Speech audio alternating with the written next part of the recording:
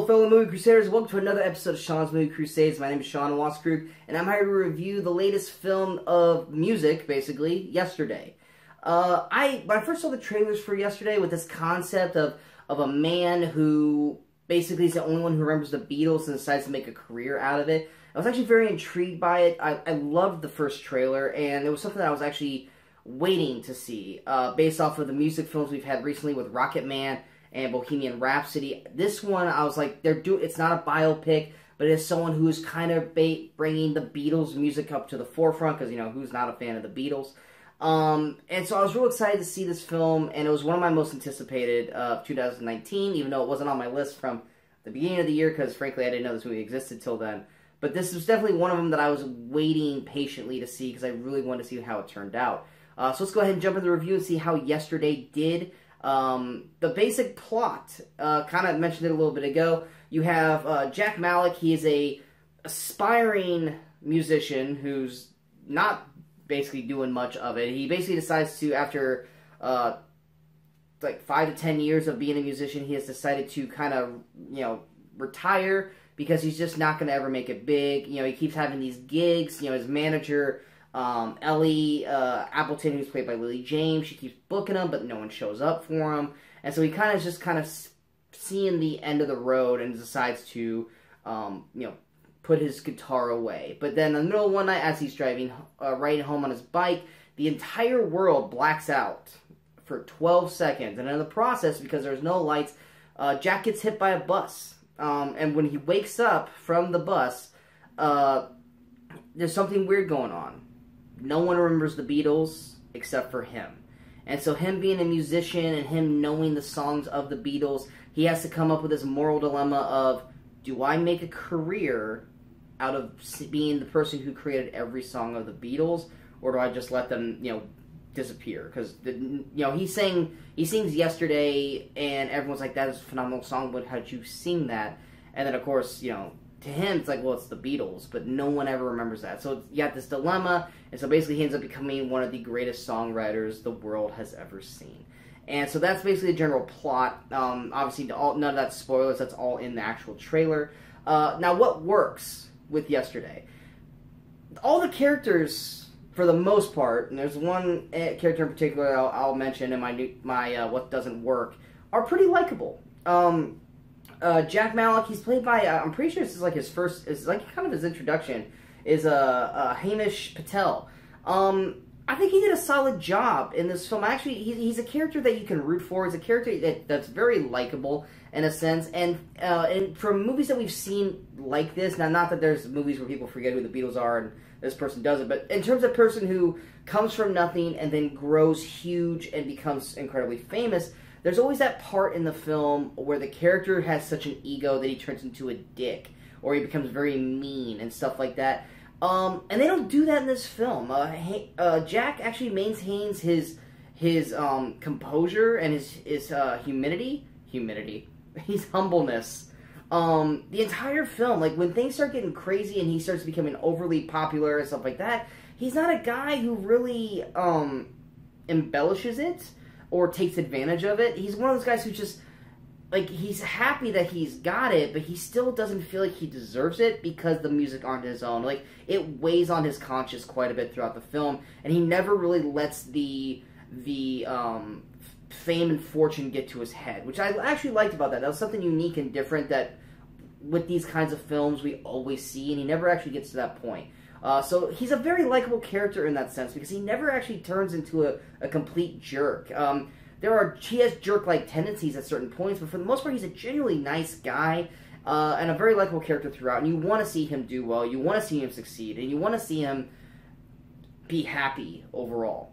So yeah, Hamish Patel does a really great job of that. I really enjoyed his performance overall. Lily James, I mean, she's just adorable in this entire film. She's so cute. And she plays a great character in terms of Ellie. Like, she's Jack's manager, but she's been in love with him ever since they were kids.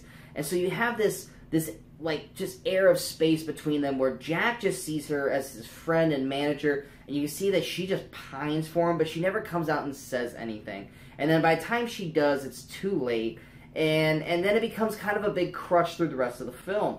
But I think Lily James does a great job in the performance. She's a very likable character. Like I said, she's cute as hell in the film, which makes you wonder why Jack as a character never really noticed her in the first place, which gets brought up quite a bit throughout the film, is why did you never go with Ellie?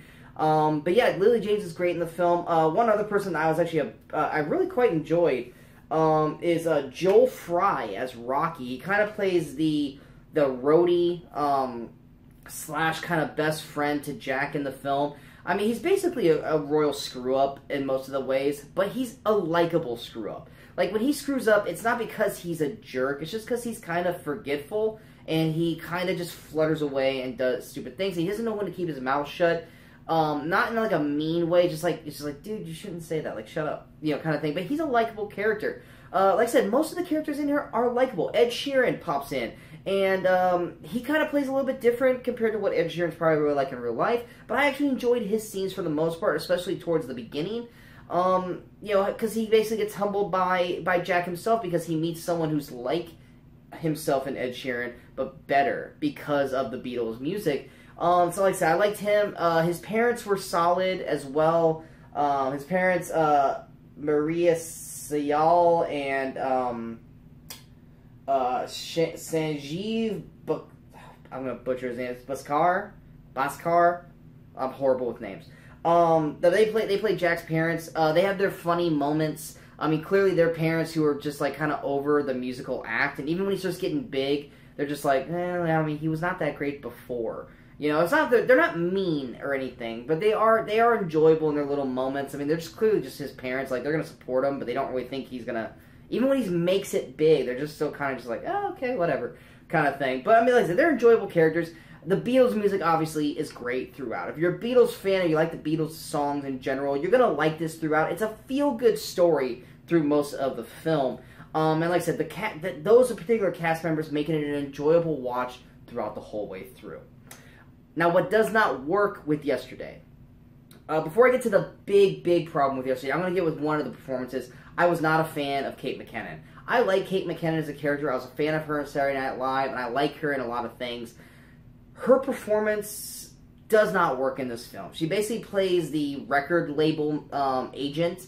What's her name in this? Gotta find her real quick. For some reason, she is not in the top of the names on IMDb. Anyway, I'm not finding her name. She's definitely in the movie, clearly. I don't know why she's not labeled at all on IMDb, but I can't find her. But yeah, she plays the record exec, and she just is a cruel, mean woman, where it's like a snarky, backhanded, like, mean. Like, she'll come up to you and pat you on the back, but then she's slapping you with an insult at the same time. It's just a very unlikable character overall. Like, yeah, like, some of the things she says is funny, but she's just mean for no reason. She constantly talks trash to Jack when Jack's just being a genuinely nice guy, and Jack just kind of sits there and takes it. She's a very unlikable character, and she just doesn't flow with the rest of the characters in the film. So that was a big kind of knock for me. So anytime she was on screen, it was just kind of cringeworthy with her lines. I don't know if she ad-libbed them or what, but it's just like anything she said just didn't flow with the film. And she's a very unlikable character. And where in a movie where you like everyone that's on screen, she's that sore thumb that just kind of sticks out there that you just were like, I really could have just done without her whole performance in this film. Now, the big problem with yesterday, and what keeps it from being one of the better films of the year, is the romantic storyline between Jack and Ellie. While, yes, their chemistry is great, and I love their performances with each other, there's a certain part in the... There's a point in the middle of the film where we get to this one point. I'm going to try my best not to do a spoiler of it, because I want you guys to not really know it. But there's a point where there's a decision that needs to be made. And the decision that is given to this one character at this one point makes literally no sense.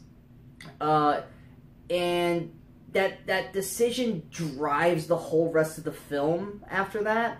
And the decision, based off of the characters that we've known and how they've built up so far, the decision that this character is given, or the choices the character is given, makes no flippin' sense whatsoever. Because the person that's giving the character that choice would have never, like, based off of what we've seen, would have never made that that choice for them. They would have never had basically put them in that situation to make that kind of choice. They would have, so it just didn't make a whole lot of sense, and it put a bad taste in my mouth the whole way through. Now, while the characters did a good job performing their roles, and I enjoyed them, the writing of this relationship is horribly done, and it ruins the pacing through the rest of the film. While you're still enjoying it because, oh yeah, listening to Beatles music, this underlying, like, ultimatum, that's the word I've been trying to think of for the last few minutes that I couldn't think about. This ultimatum that pops up in the middle of the story does not work. It makes no sense with the film whatsoever. It is unlike what the characters that we've been built up on to this point would have given overall, and it just kind of derails what was a really great story being built up. And then because of that, the way the movie ends, I'm just like, I don't know if I can buy that ending. I don't know if because they did this point all because of this one decision. I was just like, wow, I would regret that person, or I would basically, it just made me hate the overall. I don't know if I'm really explaining it properly, but because I can't spoil, I'm trying not to spoil it. Like, if it was a spoiler review, I could go into great detail and I could explain it, but this one decision or this ultimatum that this one character gives the other is so overwhelmingly dumb, and to put that character in that decision, and then it ends up ending the film because of that ultimatum, also makes no sense. And while, yes, it ends in a happy-go-lucky, happily ever after kind of way, it could have went a totally different way. I feel like it would have been better, it would have been stronger, and it would have actually been a lot more better of a story arc for the characters going forward as well. Also, there are two big, anyone who's seen the trailer, there are two big story points in the trailer that aren't even in the film. Like, I don't know why, I don't know if it just didn't work with audiences and they decided to pull them, but there's one particular point where they tease it at the end of the trailer, and it ends up just being a dream sequence and has no vital point to the film. And then there's another point where it's like, oh, this is going to be a potential thing that goes on with the relationship that they just took completely out of the film overall. So, overall, with Yesterday, I enjoyed the film for what it was, but there was so much potential there that it could have been great. But because of this one storyline element and Kate McKinnon's performance, it just kind of halted the film as a whole, and it left me from going, it left me from going, I'm gonna love this, to it was fine. And that was another thing too, is it's like, if you take the Beatles music out of it, so if there was just a regular movie with original songs, nothing Beatle related, would I have liked this movie just as much? And the answer is probably not. Because the Beatles songs were enjoyable, and it kind of got you in a feel-good mood, kind of like Bohemian Rhapsody did with the Queen songs. And so, story aside, take the Beatles music out, this movie doesn't work quite as well because of the reaction and because of the stuff they made the characters do in the story overall. So, while I would recommend this overall because I still had a good time and I enjoyed the performances with the characters, this particular story element really put a bad taste in my mouth overall. And so it's kind of like if you guys want to see a movie that really gives a good focal point to the Beatles and Beatles music, then I highly recommend this film. If you're looking for kind of a rom-com, kind of musical rom-com, I can still recommend it, but be kind of weary of how the storyline plays out, because like I said, the way the story is written at the halfway point of the film, it totally shifts to another way, and it just did not work for me overall. So because of that, Yesterday does not break my top 10, which is a real bummer because I was really hoping it was going to. So the top 10 is going to stay the same, with Toy Story 4 still at the #1 spot, with Avengers Endgame right at number 2, followed by Rocket Man, Booksmart at number 4, Us at number 5, with John Wick Chapter 3 Parabellum at number 6, Long Shot at 7, Child's Play at 8, Brightburn at 9, with Disney's Aladdin coming in at number 10, with Shazam just outside of the top 10. I hope you guys enjoyed this review. I hope it kind of made sense. I know I kind of went off the deep end there a little bit, in the but once you guys see the film, you guys will understand what I'm talking about, if you guys see the film. I hope you guys liked the review. If you guys did, go ahead and hit that like button. If you guys feel like this review is worth sharing, go ahead and hit that share button. But most importantly, don't forget to hit that subscribe button so that way you guys stay up to date when the latest videos that pop up on the channel. And don't forget to follow us on all the social media outlets you see below. Coming up next, I will be releasing a top films of 2019 so far, so kind of like a first half review for movies. So be on the lookout for that. And then, of course, next week we've got Ari Aster's Midsummer, who I was a huge fan of last year's Hereditary. And then, of course, Spider-Man Far From Home. So we'll be on the lookout for those reviews coming next week sometime. But until then, in case I don't see you, good morning, good afternoon, and good night, Movie Crusaders.